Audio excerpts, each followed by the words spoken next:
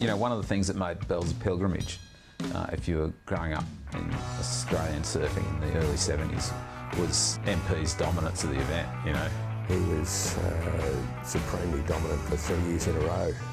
He just seemed to paddle faster than everyone else and do more manoeuvres than everyone else.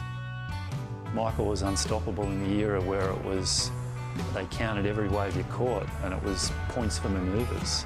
Which meant there was a set amount of points for every turn you did. And they reckon it was like switching the windscreen wipers on your car in full. He just went out there and just went completely berserk, throwing 8 million turns on every wave because he thought it out. You know, he sat there and he thought out, he had a strategy for it, he had a plan for it. There was a kind of a classic era. I walked past his car. They used to actually print this sheet which had wave sizes, manoeuvres and what points you actually got for waves. And I remember walking past Michael's car and Michael had the sheet of points and manoeuvres pinned or taped, you know, it was masking tape to the dash of his car, and it was like, you know, a homework assignment. There it is on the dash of the car. MP's got this, he's now been infused with a sort of haze of nostalgia, you know, the brilliant surfer who was a bad guy and, you know, all that sort of thing, and it's convenient to see him from that point of view. But in the early 70s, he actually freaking existed, man. He was like the black wizard of surfing in Australia, you know.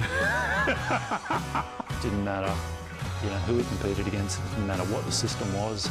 It didn't matter whether it was Bell's Bowl, you know, at 4 feet, or Bell's Bowl at 8 foot, or whether it was, you know, 2 foot ring con at high tide. Michael was pretty much unbeatable. You know, he's hacking out bottom turns that people don't do nowadays, and yet he's doing it with that whole black wizard aura. It sort of made the whole event seem more legendary. He preferred his own company, and I think he found a lot of his own company down here. And whether that was in the bush up here or, you know, in his rental house back in Old Torquay or in the car or wherever he found it, I think he found a bit more space down here and kind of settled into the groove of the place pretty well, and I think that was reflected. I think the fact that he won the first 3 pro events here.